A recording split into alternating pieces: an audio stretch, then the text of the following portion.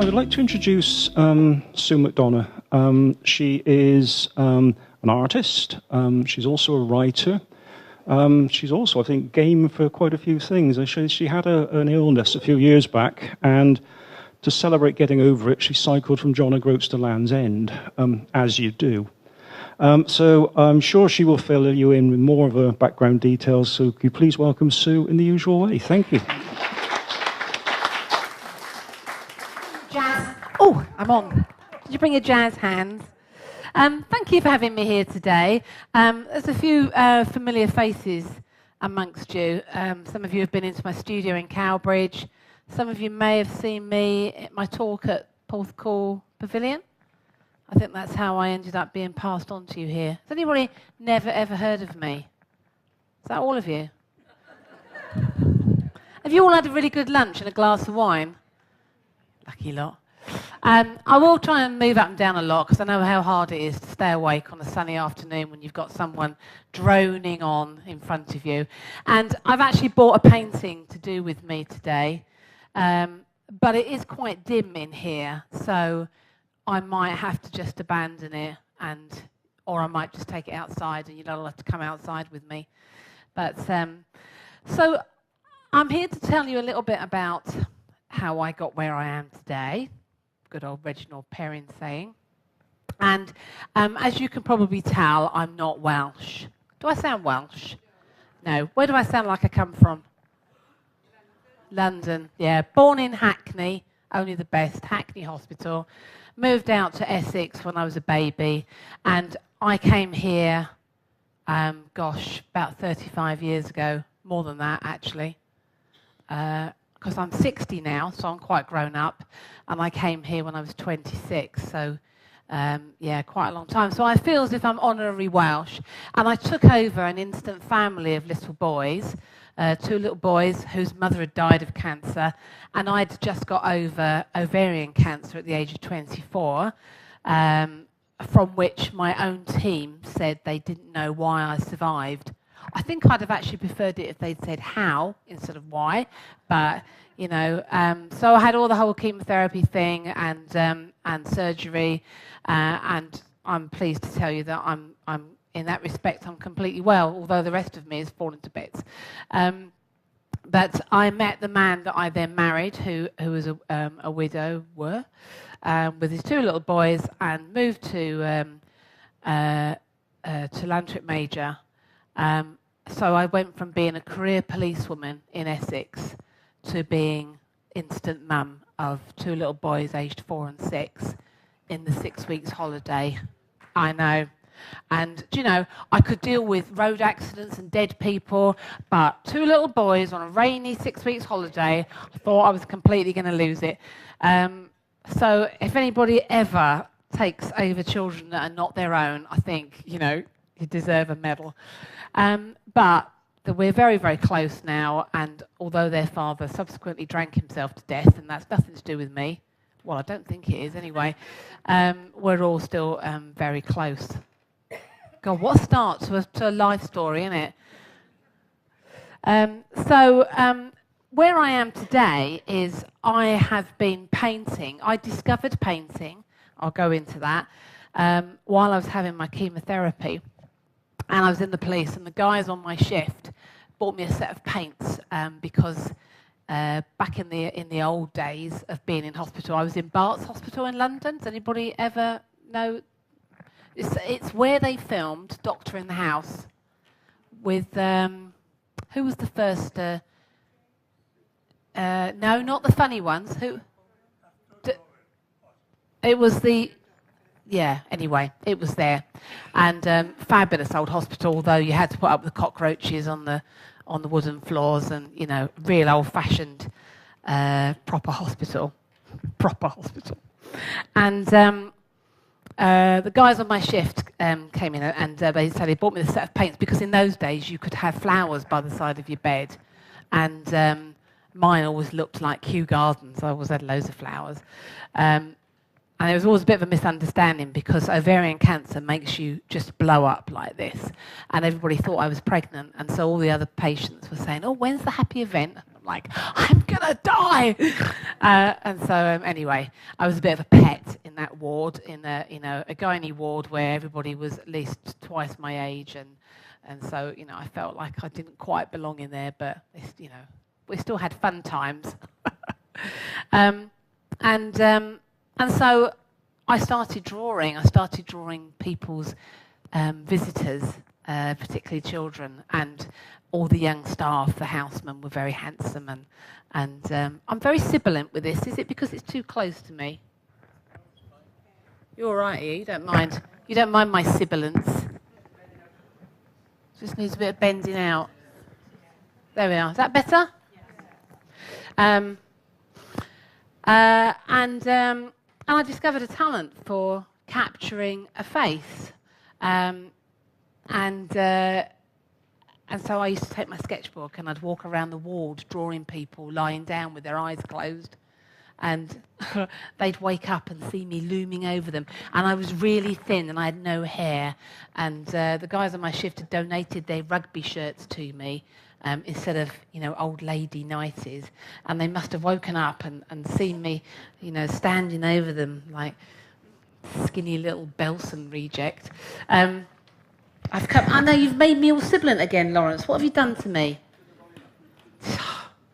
Can you all hear me all right without the volume up? Stop fiddling. I sound like I've got a lisp. Arkwright's till here. So that became the start of a completely new career for me. So once I'd finished with all my convalescence, met the man that I then married when I was in a police convalescent home, and he'd just lost his wife. Well, he'd lost his wife about a year ago. He was also on convalescence, and I moved down to Wales, and I've never looked back. And I started painting while I was in Wales, and complete culture difference between Essex and we were talking about the Plough and Harrow over lunch, and I remember which is in Monknash, and one of the pubs that I used to go to was what's now called the Lighthouse, but I can't remember what it was called then. Anyway, and all the musicians used to go along there, and I used to sit and draw the musicians there, and I had a little sketchbook, and I'd be drawing away, and people used to ask me to draw them, and they'd buy me drinks and food and things, and I couldn't drink the drinks because I couldn't draw while I was drinking all this beer and everything. So all of my friends used to get the. So I was always very popular in pubs.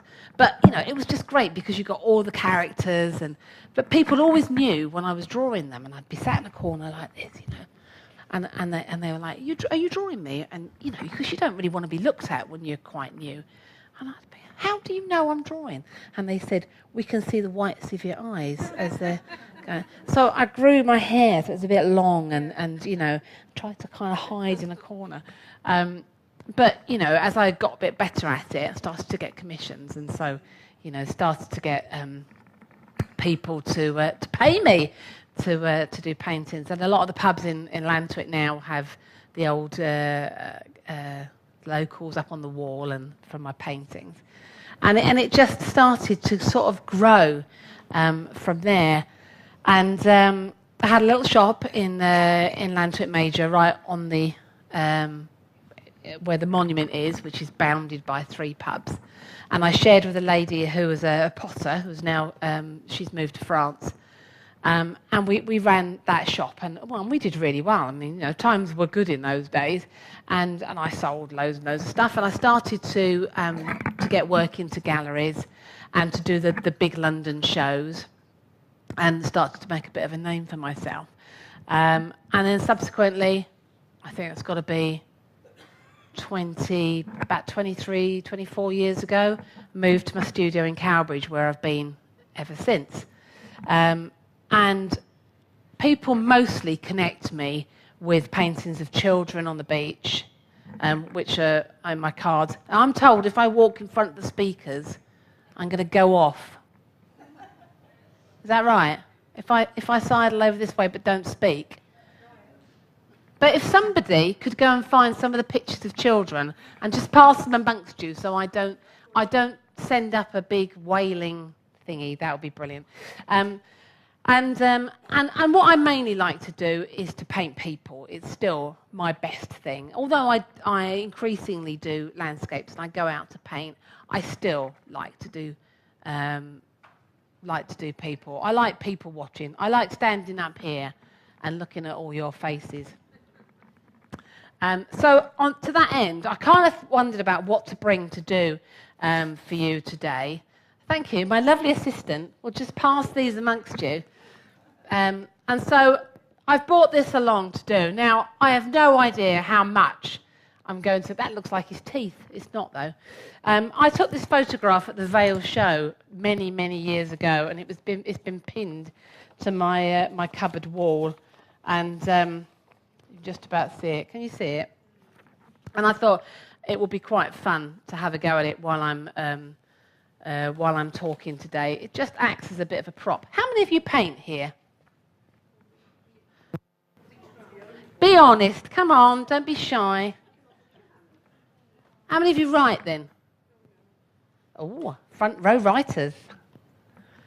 Those are my twin passions. I've just had my first novel published this year, which I know, so excited. It took me 4 years to write that book, and it's done really well. It's got 93 4- and 5-star reviews on Amazon, mostly 5-star. So I'm chuffed to bits. So the second one is already written and under contract, and I'm currently writing the third one, although it's taken me a bit longer to do. I haven't quite got on top of that. But, you know, it's never a given, is it? It's very much an ongoing thing, the whole writing. Are you novelists or short story writers? Novels? You published? 2. Awesome. So I've got some postcards on my table of merchandise over here, which I will just direct your attention to. And it's still in digital format, but I'm told that when the second book comes out next year, the first one comes out as a paperback. So, you know, that's what they say.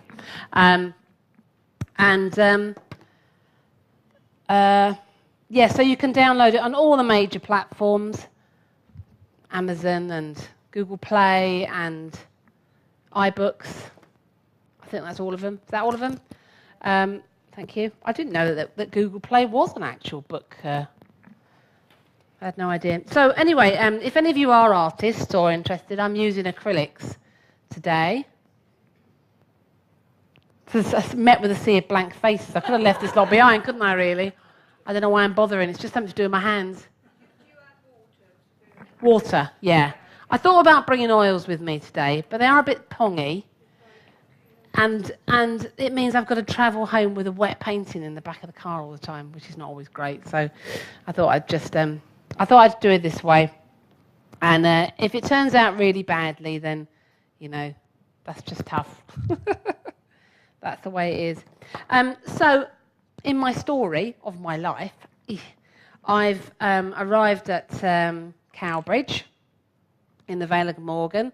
My studio is at the end of an alleyway that's off the high street, upstairs to where Simon Cycles has a plethora of push bikes outside that you kind of have to work your way past. But there we are. We all have our crosses to bear, don't we?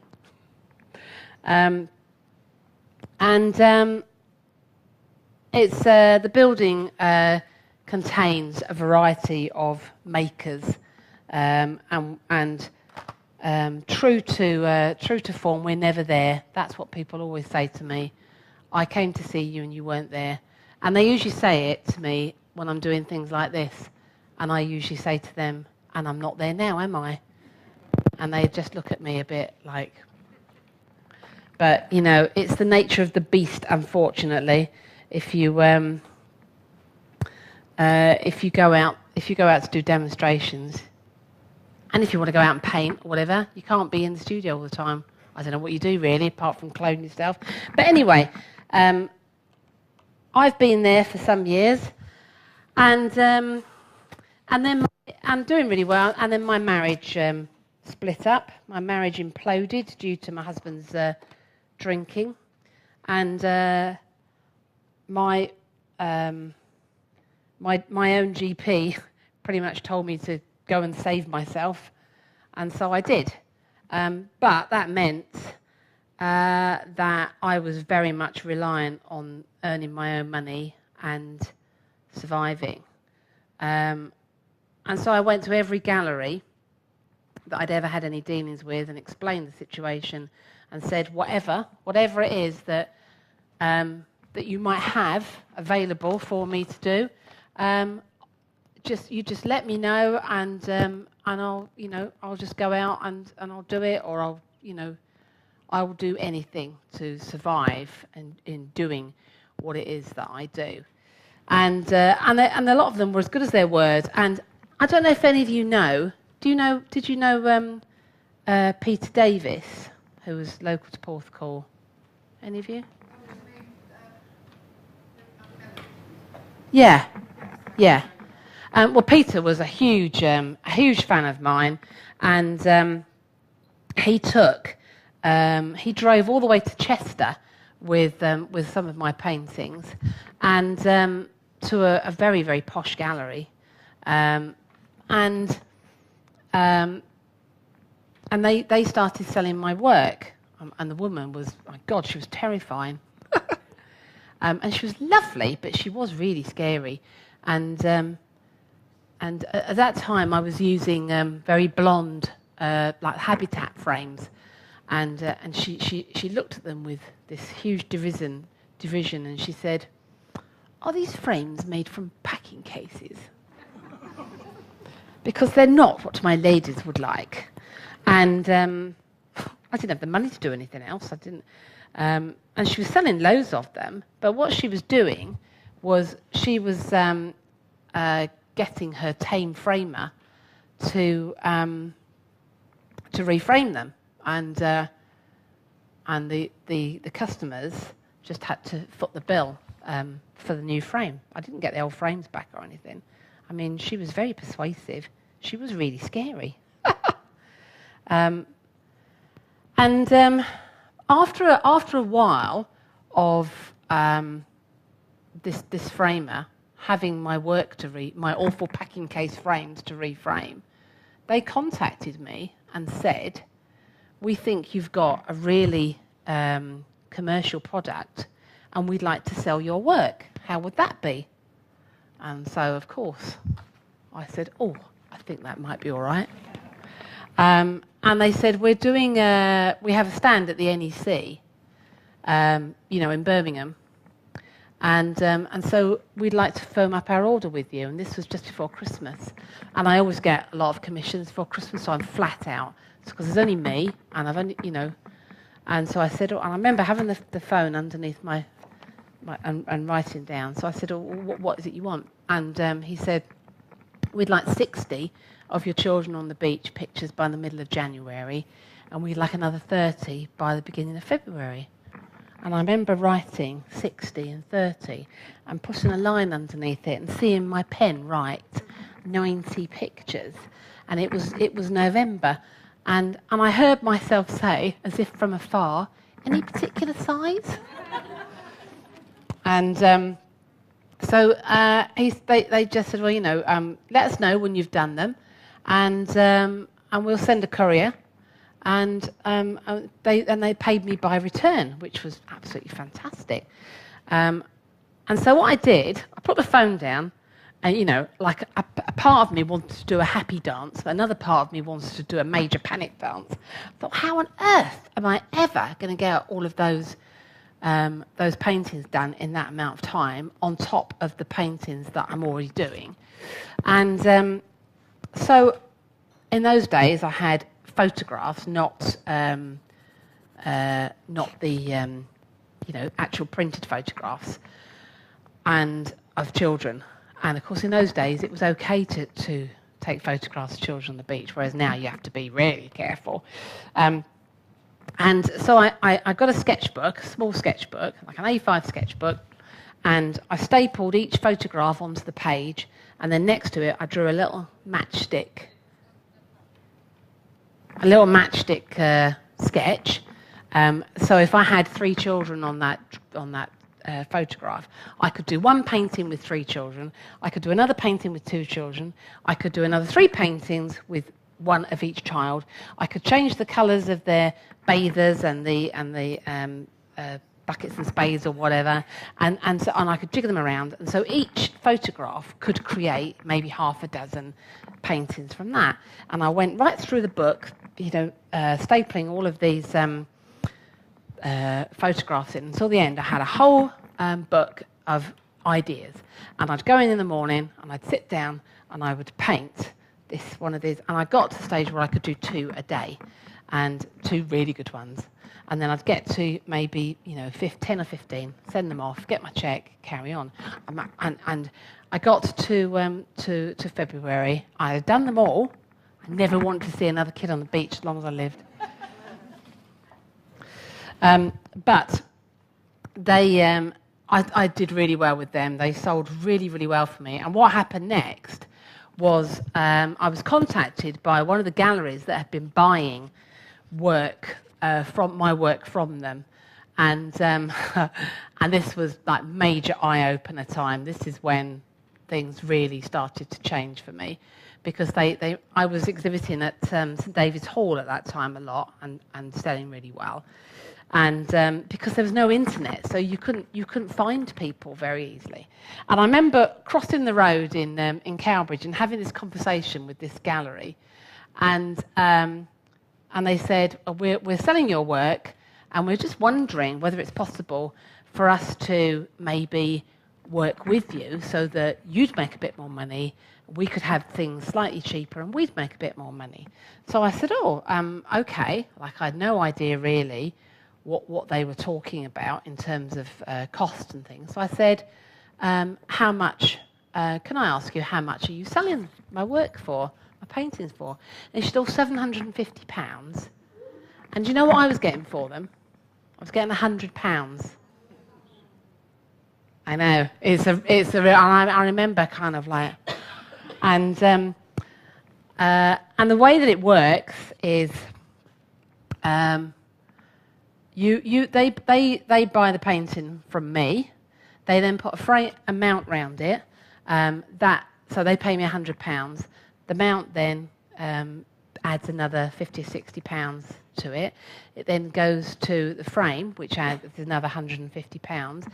It goes to the middleman, who doubles it, and it goes out to the gallery, who double it again. I know. And I'm at the bottom of the food chain. And so I was like, well, and this was Stow-on-the-Wold, this gallery, and so off we went. And we'd bought our own framing equipment by then, because my husband met a new man, and we're not married, but it doesn't matter. It's not broke. I'm not fixing it. I'm not doing all that anymore. And so he'd started to do my framing for me, and we bought the same moulding as this very posh gallery, and because it was all hand finished. I mean, it was beautiful stuff. And so we framed all of my paintings in this fantastic moulding, and just made a fortune, which is always good to know, isn't it? Is he gurning from the back? Yeah. Awesome. Let's put a hat on him, and so that was a kind of that really did kind of turn a corner. It really did change the way that I started to look at my work. Because I think when you paint, you're always... I said to Phil, Chris, don't know why I came out with Chris, with Phil. I said, I'm very hypercritical about my own work. I'm never happy with what I do. I'm always pushing on to be better. And so I think you look at your own work and you're kind of like, oh, I could have done that better, I could have done this better. And so I was always a little bit surprised by my success. and always thinking, you know, that I could maybe have done it better. I don't understand really why people are actually liking it as much as they do. And this guy came into my studio, and he was really terribly handsome. And if any of you have been into my studio, I know some of you have, it's just a long room, and it has a carpet at this end as you walk in. It's supposed to be my smart end where the pictures are, but it often looks a bit of a mess. But then you walk through, and then it's really messy, which is my bit. And because it's carpet here and it's lino here, it's kind of a little bit obvious that this is my bit and that this is your bit. And he just walked straight in, and he sat down next to me, and he was so handsome. You know, a bit like the Dick Emery thing, where you found yourself a little bit like, oh, hello. And he says to me, kind of like out of the blue almost, so when are you going to be showing your stuff at the NEC then? When are you going to have your own stand? And I had been looking, and I said, it's too expensive, I can't afford it, it's too late to book. I just came out with this whole random bunch of excuses. And he just looked at me and he said, well, have you asked? I was like, oh, well, no. Well, you know, why don't you ask? And perhaps it's not as bad as you think, and I'll help you on the stand. And I was a bit like, who are you? And he said, get the form, he said, and I'll be back to come and help you fill it out. And I found myself compelled to do it. And I did get the form, and it turned out that it wasn't as expensive as I'd thought. And he kind of like, he prodded me very gently into booking a stand, which is, it cost me, my first show cost me £5,000. £5,000. And it's a 5-day show, and my stand was probably, it was 3 metres by 3 metres by 3 metres. And it's a trade show, so you're basically taking orders for things. And this guy, he came in and out a few times, and you know, he was very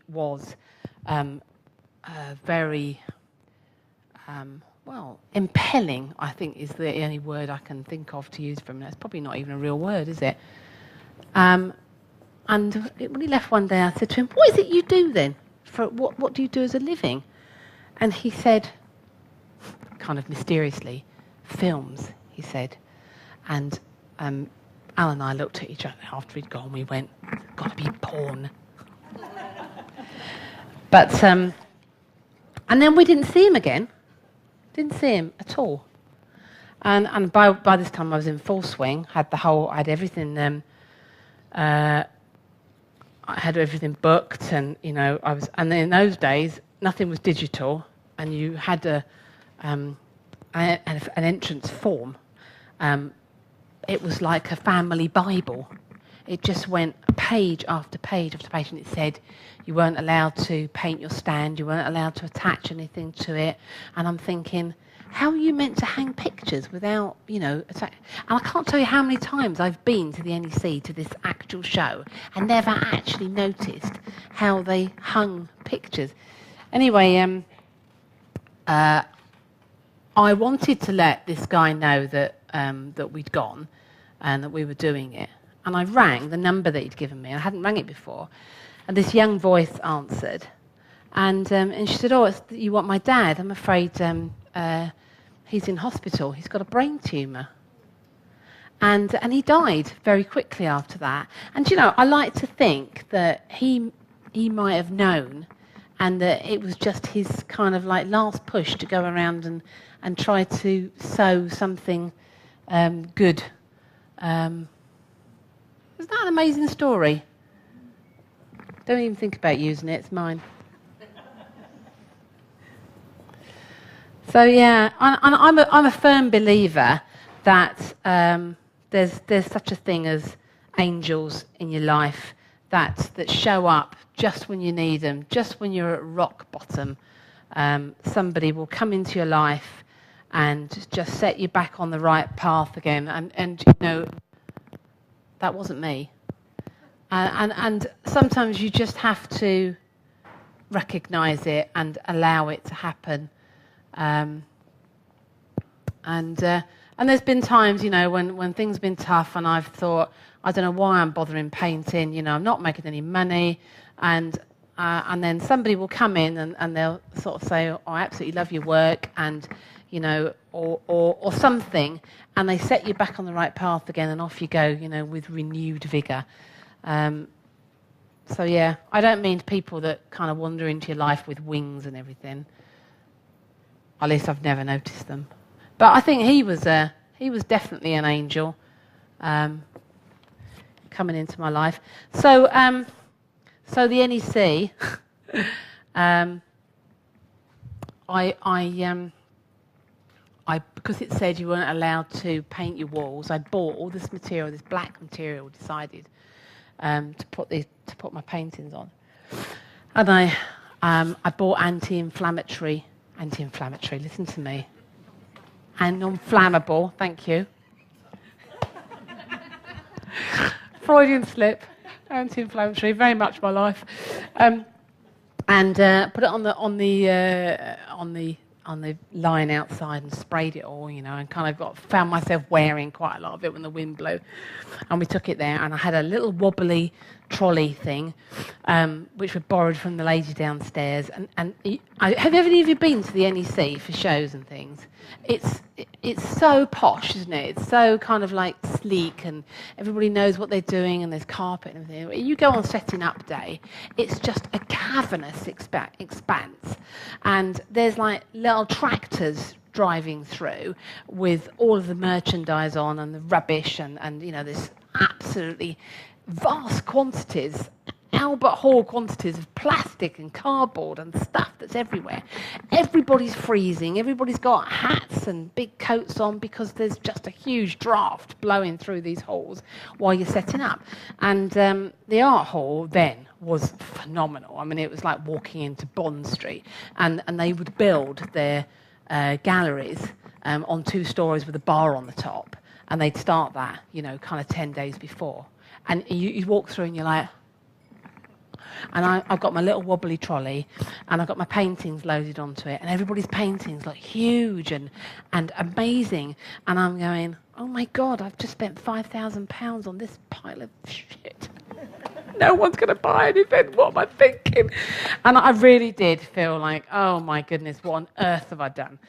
And he looks great, doesn't he? And I set out the first day. Oh, and everybody's painting their stand.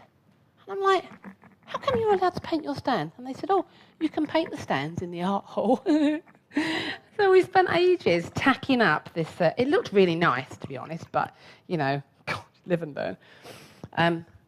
Went to bed, had several glasses of wine, thinking, I'm just going to crash and burn. This is £5,000 that, you know, I'm never going to see again. Following morning, Sunday's set-up day, they're already queuing outside. They turn up, your punters, and they out of their pocket, they have got wedges of £50 notes like this, and they're just like, how much for that, and that? You know, they just hand it over. I made £5,000 in the first day, so all of my money back in that first day. I was like, yes. And every day after that, you know, just kept on taking orders, and I got to the end of that show, and I was on cloud 20. It was just phenomenal.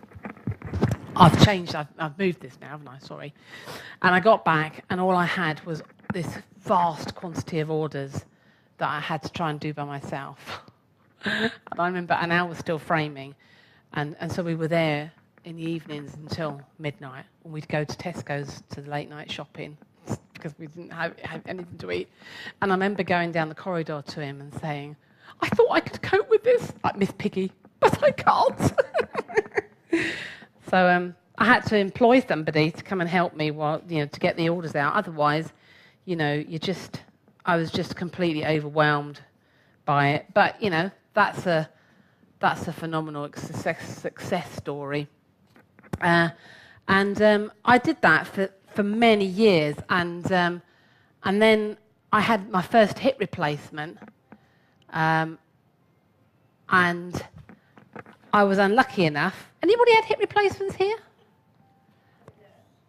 No, I know. Do you know? And I had it. I was 46 when I had it, and they left me. Started at 40, and they left me all that time. And I was really crippled by the time I had it.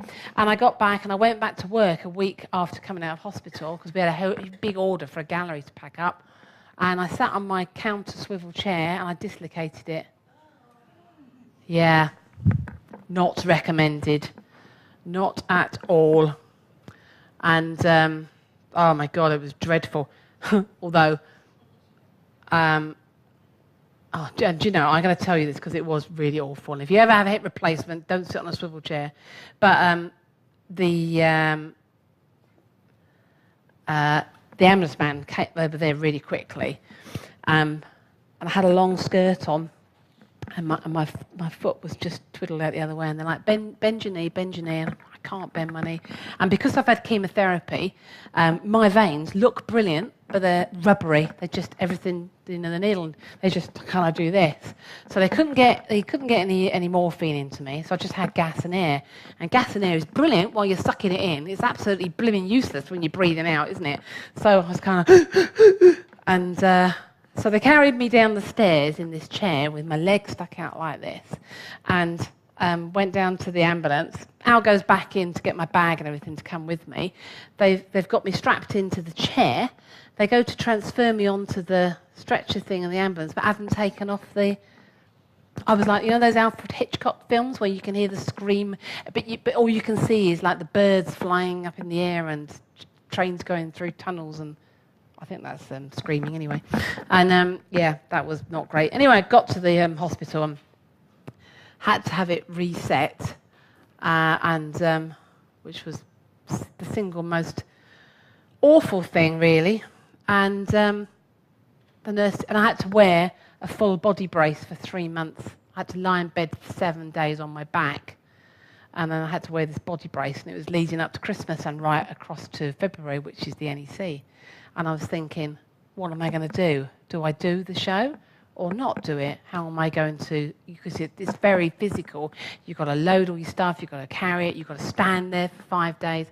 And I'm thinking, what am I going to do? Do I do this or not? Do I just lose all this money? I don't know what I'm going to do, really. Anyway, I decided, never say die, just do it. And I created a cartoon of myself with my body brace on and my crutches, saying, I will be sitting down a lot at the NEC, but I will be there, and come and say hello to me. And I sent it to all of my galleries and to all the press and to everybody that I thought might be in the least bit interested. And I had a phone call from the press who used to they used to buy my prints to promote their frames, and they were like the biggest of the mouldings materials manufacturers, and they had a great magazine, and they said, we love your postcard, would you like to be our artist in residence? And I said, oh, that sounds lovely, thank you very much. And so that's that came out of that. I did that for years, and they would have a story, and they'd send me the story, and then I would do a cartoon for them. So that was a lot of fun. These coming out quite fun, aren't they? I think I've made him a bit high there, but we'll see how that goes.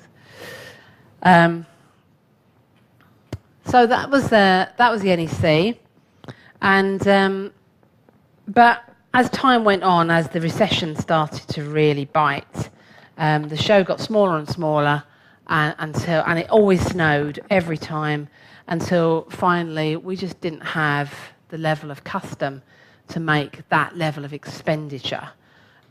worthwhile, and so I stopped doing it.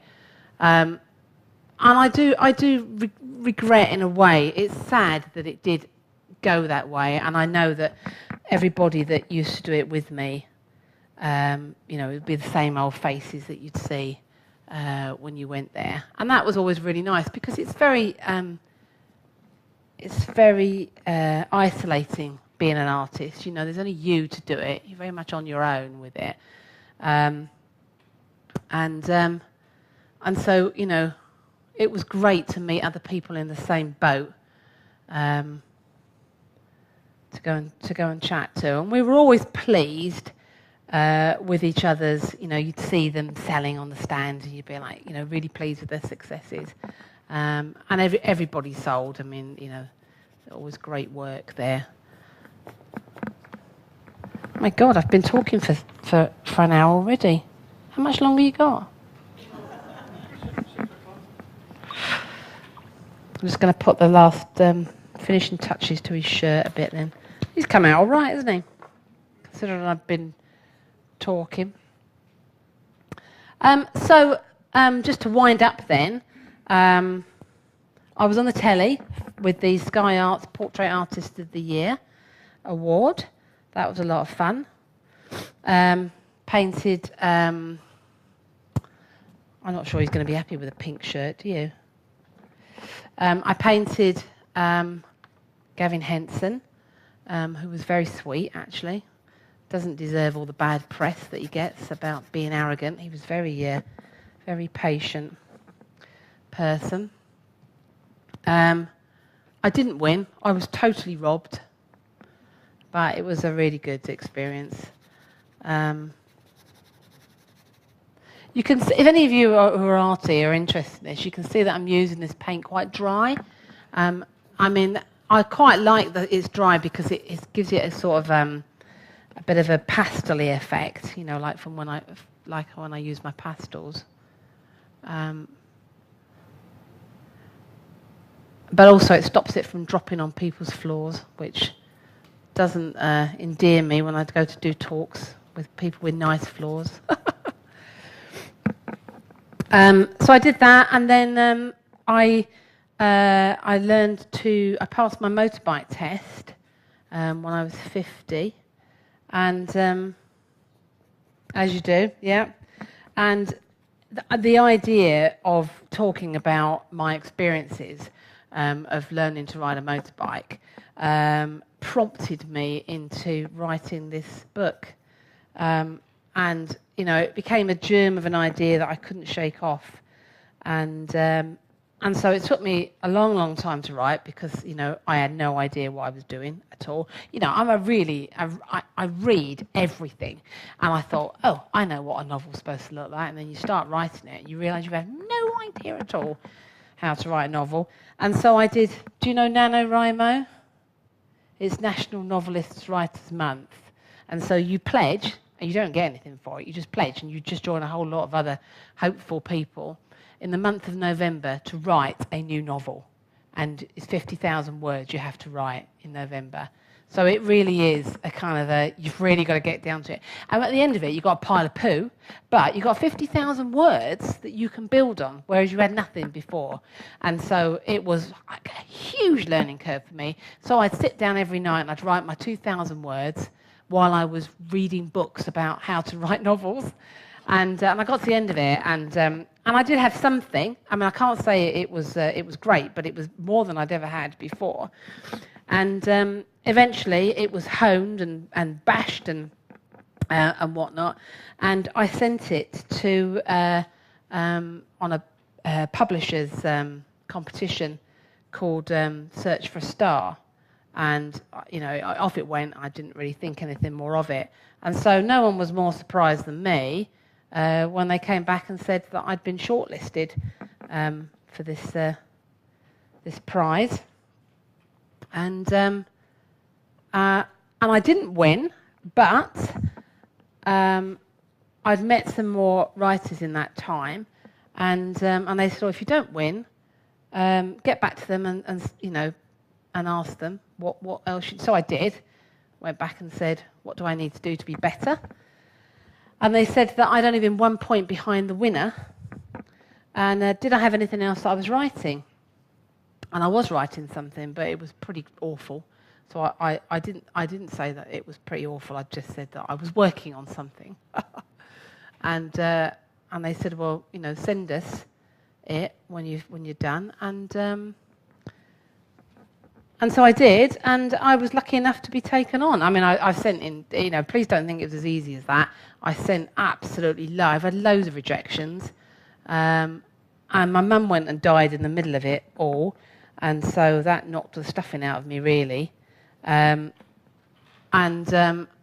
took me a long time to kind of get my head back into writing again and to want to finish it.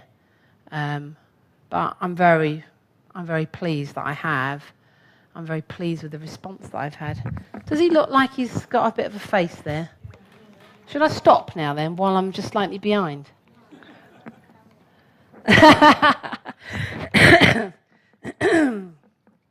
So where I am now is health-wise, I've got really severe asthma, which is why I cough a lot, and I've just been put on a low salicylic diet. Has anybody ever heard of it? Oh my God, I can hardly eat anything. I'm going to starve. But if it works, it'll be good because I'm desperate now to sort something out. I have had both my hips replaced, and after the first hip, I did a 45-mile walk across the Peak District in one day. I don't know how I did it, to be honest. I'd gone to, because of that, the first hip, having dislocated it, I found it really hard to get back into any kind of fitness, and having worn this terrible brace thing for so long. And so I went to my local fitness centre and I said, I need a bit of advice, how I can, a little bit of, kickstart to get myself into it. And so she rang me up and she said, and I said, I'm not a very moderate person. Understatement of the year, really. I'm not a very moderate person. I need something that's really going to give me a bit of a kick up the butt. And so she rang me up and she said, I found something. She said, it's a walk. And I thought, I can do that. I can do walking. It's in the Peak District. And I thought, that sounds nice. I've never been to the Peak District. And she said, it's 45 miles. And I thought, nice long weekend. She said, in a day. And I said, I think I'd better just check with my surgeon. And so, luckily, my surgeon is fabulous. I mean, he broke his leg and carried on riding his horse. So, I kind of always knew he was going to be on my side. And I've painted his children and his horses, and and he's bought loads of work from me. So he's a real champion of mine. And so I said, what do you think? And I said, we were doing it with Nordic walking poles as well. And he said, well, that's great. Build up to it. The poles take, lots of the stress off your joints. And so we did it. Phenomenal, isn't it? And it took us 11 hours. Amazing, isn't it? It's amazing what you can do when you actually really put your mind to it. So, yeah. And of course, I forgot to tell you that after I'd finished my chemotherapy, I then cycled from John O'Groats to Land's End. Yeah, and we did that in 10 days, which was brilliant. Yeah. So when I had my second hip done, I went, and this is my party piece. So I have worn this hip out though. Are you ready? A minute.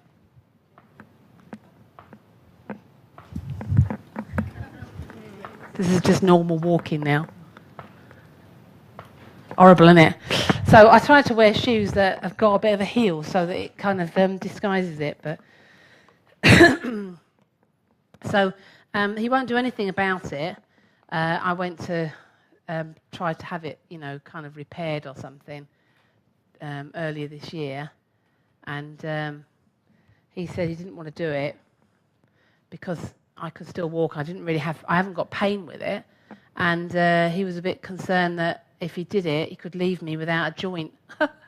So I kind of went, I'd leave it for now, thank you, because I can still ride my motorbike, I can still cycle, I can still walk. I can't walk 45 miles anymore, but, you know, so, yes. So, you know, I've worn my body out, I think, but, you know, I've had a lot of fun doing it.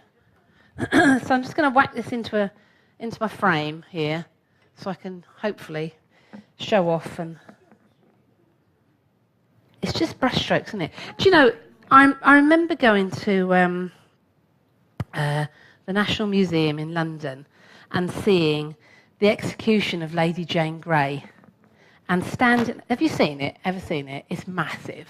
It's like, you know, the size of this wall, and it's so poignant, and you know, you could just cry standing in front of it. But it's so utterly beautiful, you know, the pearls and the dresses and the skin. And I just stood in front of it, just lost in it. And when you get up close, it's just brushstrokes. It's just, you know, it's such a humbling experience.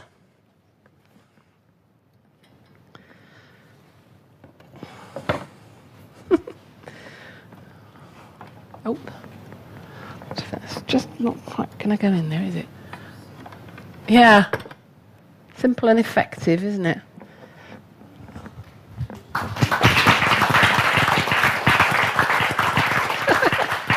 And in less than an hour. Not bad, is it? Not bad. Yeah. I use everything.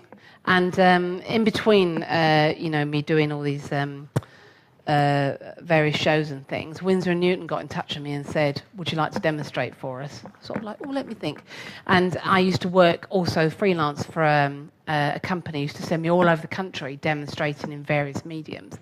And so I learned to become, you know, kind of adept with most things. But I'm currently having a total love affair with oil paint, because it just, now I think I'm a little bit older and a little bit old, listen to me, I sound like I'm still only 25, don't I? But I always liked, I'm very spontaneous, I'm very impatient actually, I don't like waiting for things to dry. And now as I've got older, I'm quite enjoying that with oils, I just have that little bit more work time to, you know, just kind of play with things. But, you know, it's great to work on something that's like this, that's very, again, very spontaneous. Which medium would you recommend for a start? I think acrylic. Which medium would I recommend as for a starter? I think acrylic or gouache, if that's...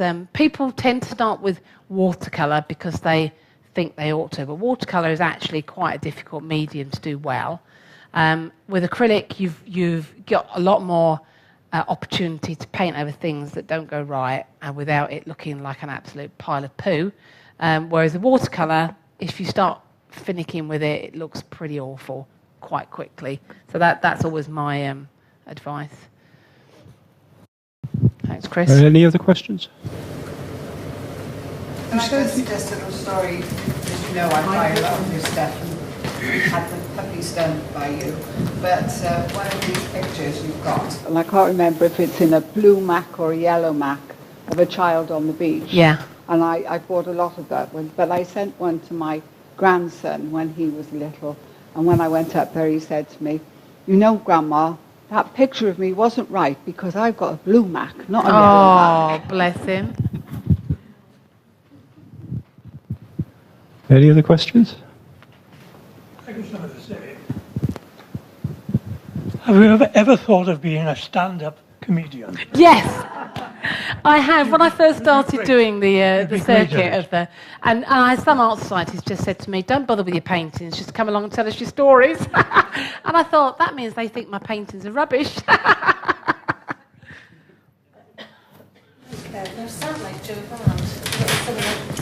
I think she comes from a similar area to me, doesn't she? Yeah.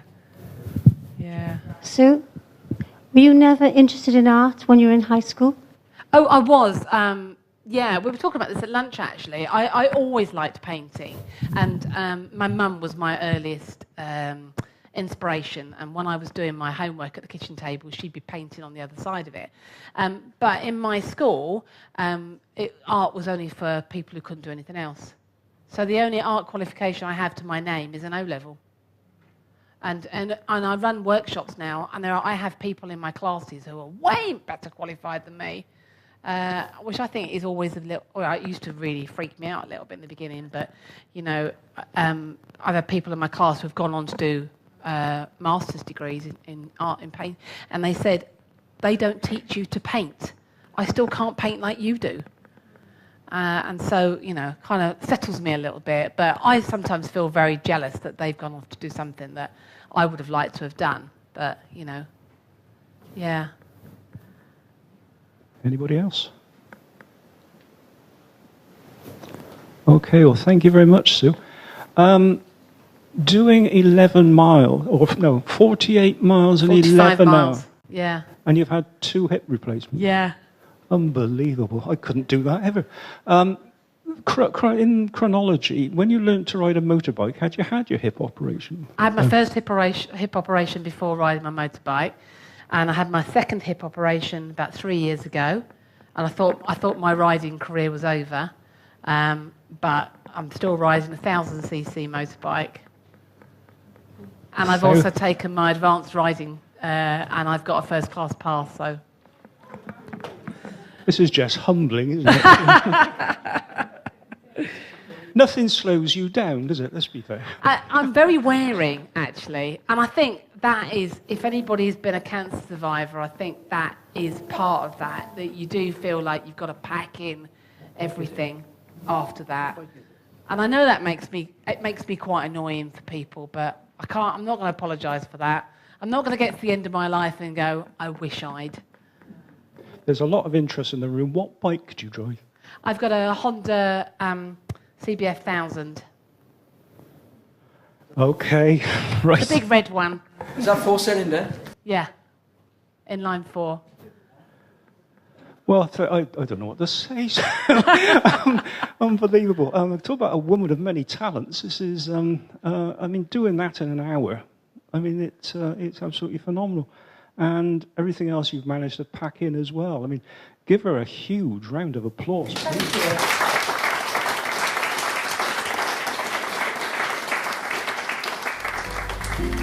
you.